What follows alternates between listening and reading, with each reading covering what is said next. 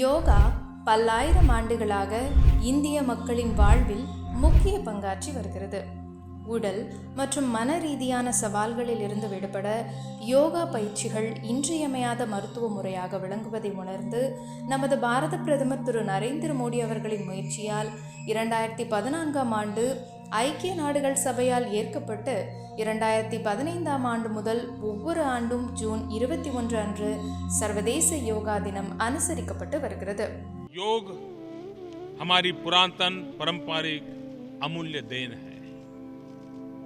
योग मन व शरीर, विचार व कर्म, संयम व उपलब्धि की एकात्मता का तथा मानव व प्रकृति के बीच सामंजस्य का मूर्त रूप है. यह स्वास्थ्य व कल्याण का समग्र दृष्टिकोण है.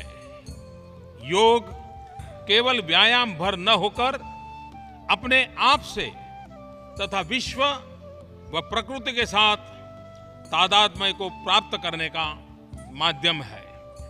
यह हमारी जीवन शैली में परिवर्तन लाकर तथा हम में जागरूकता उत्पन्न करके जलवायु परिवर्तन से लड़ने में सहायक हो सकता है. आइए हम एक अंतर्राष्ट्रीय योग दिवस को आरंभ करने की दिशा में कार्य करें. சர்வதேச யோகா தினம் 2025.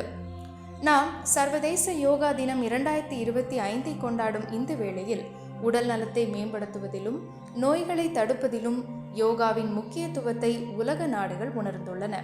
இன்று உலகின் எல்லா மூலைகளிலும் எல்லா எல்லைகளையும் கடந்து மனித குல மேம்பாட்டிற்கு ஒரு இன்றியமையாத இணைப்பு பாலமாக யோகா திகழ்கிறது. கடந்த 11 ஆண்டுகளில் அமெரிக்கா, ஐரோப்பா, ஆப்பிரிக்கா, ஆசியா, ஆஸ்திரேலியா என கண்டங்களை கடந்து அனைவராலும் யோகா ஒருமனதாக ஏற்றுக்கொள்ளப்பட்டு மக்களால் பின்பற்றப்பட்டு வருவது இந்தியாவின் வெளியுறவில் ஏற்பட்டுள்ள மிக பெரிய சீர்திருத்தம் என்றால் அது மிகையாகாது. 2018 நடைபெற்ற சர்வதேச யோகா தின நிகழ்ச்சியில் 9.59 கோடி பேர் பங்கேற்ற நிலையில் 2024 உலகளவில் சுமார் 24.53 கோடி பேர் கலந்து கொண்டு இந்த தினத்தின் உலகளாவிய ஈர்ப்பை வெளிப்படுத்தினர். யோகாவும் வேலைவாய்ப்பும். யோகா கற்றுக்கொள்வதோடு மட்டுமல்லாமல் பிறருக்கும் கற்பித்து யோகா பயிற்றுனராக பணியாற்ற பல்வேறு வேலை வாய்ப்புகள் உள்ளன. யோகா ட்ரைனர் ஆர் யோகா இன்ஸ்ட்ரக்டராக கூட இருக்கலாம். எங்கெங்கன்னா இப்போ நம்ம யோகா இன்ஸ்ட்ரக்டராக இருக்கோம்னா ஆன்லைன் யோகா கண்டக்ட் பண்ணலாம். ஒரு சென்டர் ஆரம்பித்து அது மூலமாக நம்ம ஏர்ன் பண்ணலாம். இல்லை ஸ்கூல்ஸு, இல்லைன்னா நம்ம தெரிஞ்ச ஹோட்டல்ஸு, தெரிஞ்ச ஒர்க் பண்ணுற பிளேஸு அங்கெல்லாம் போய் நம்ம சொல்லி கொடுக்கலாம். ஸோ ஒரு யோகா ட்ரைனராக நம்ம ஏர்ன் பண்ணிக்க முடியும். ஆன்லைன் யோகா சென்டர்ஸ் ஸ்டார்ட் பண்ணலாம் சொந்தமாகவே. அதாவது நம்மளாக தனியாக ஒரு நிறுவனமாகவே ஸ்டார்ட் பண்ணி அதை ஆரம்பிச்சுக்கலாம். யோகா ஸ்டுடியோ அப்படின்னு சொல்லுவாங்க. யோகா ஸ்டுடியோவை ஸ்டார்ட் பண்ணி நம்ம ஏர்ன் பண்ணிக்கலாம். இது இல்லாமல் ஆன்லைன் கோர்சஸாகவே கண்டக்ட் பண்ணலாம். ஆன்லைன் பிளாட்ஃபார்ம் நிறைய இருக்குது. ஜூமு, கூகுள் மீட்டு, நிறைய இன்ஸ்டாகிராம், ஃபேஸ்புக்கு. ஸோ இந்த மூலமாக நம்ம ஆட்ஸ் கொடுத்து அது மூலமாக நம்ம ஏர்ன் பண்ணிக்கலாம். இது ஒரு பிளாட்ஃபார்ம். அடுத்து பார்த்திங்கன்னா நம்ம YBCன்னு சொல்லுவாங்க. யோகா சர்டிஃபிகேட் போர்டில் இருந்து நம்ம அந்த கோர்ஸ் நம்ம யோகா ட்ரைனர், யோகா மாஸ்டர் அந்த மாதிரி லெவல் 4 இருக்குது. ஸோ இந்த கோர்ஸில் நம்ம முடித்து நம்ம சர்டிஃபை ஆகி இருந்தோம்னா நம்ம அப்ராடில் நிறைய நம்மளுக்கு ஜாப் ஆப்பர்ச்சுனிட்டிஸ் நிறைய இருக்குது. யோகாவும் வாழ்க்கை முறையும்.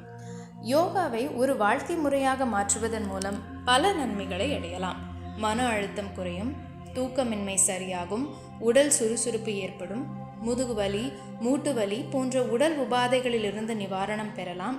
இது உடல், மனம் மற்றும் ஆன்மாவை ஒருங்கிணைத்து முழுமையான ஆரோக்கியம் மற்றும் நல்வாழ்வை மேம்படுத்துகிறது. யோகாவும் ஆட்டிசமும்.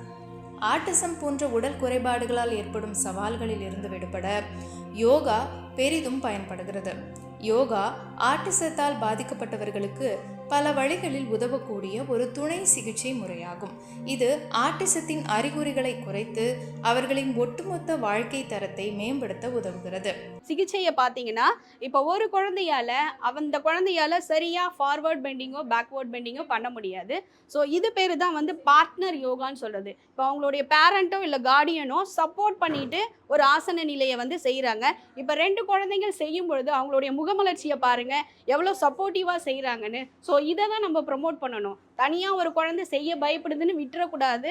கண்டிப்பாக வந்து ஒரு பேரண்ட்ஸோ கார்டியனோடைய சப்போர்ட்டோட அவங்களுக்கு பழகணும். செகண்ட் திங், அவங்க பழகுறாங்க, வீட்டில் பழகும்போது ஃபேமிலி மெம்பர்ஸோட சேர்ந்து பழகும்போது அந்த குழந்தையோடைய மனநிலை வந்து கொஞ்சம் சேஞ்ச் ஆகலாம். இந்த ஆண்டு 11வது சர்வதேச யோகா தினத்தின் கருப்பொருள் ஒரு பூமி ஒருங்கிணைந்த ஆரோக்கியம் என்பதாகும். இது ஆரோக்கியம், நிலைத்தன்மை, சுற்றுச்சூழல் ஆகியவற்றுக்கு இடையேயான தொடர்பையும் இந்தியாவின் G20 தலைமைத்துவத்தின் ஒரு பூமி ஒரு குடும்பம் ஒரு எதிர்காலம் என்ற தொலைநோக்கு பார்வையையும் பிரதிபலிக்கிறது. தமிழ்நாட்டில் இந்த ஆண்டுக்கான சர்வதேச யோகா தினம் சென்னை தாம்பரம் சானிட்டோரியத்தை அடுத்துள்ள தேசிய சித்த மருத்துவ நிறுவனத்தில் அனுசரிக்கப்பட உள்ளது. மத்திய தகவல் மற்றும் ஒலிபரப்புத்துறை இணையமைச்சர் டாக்டர் எல் முருகன் இந்த நிகழ்வில் தலைமையேற்று மக்களோடு இணைந்து யோகாசனங்களை செய்ய உள்ளார். அரசின் அதிகாரப்பூர்வ தகவல்களுக்கு எங்களை ஃபாலோ மற்றும் சப்ஸ்கிரைப் செய்யவும்.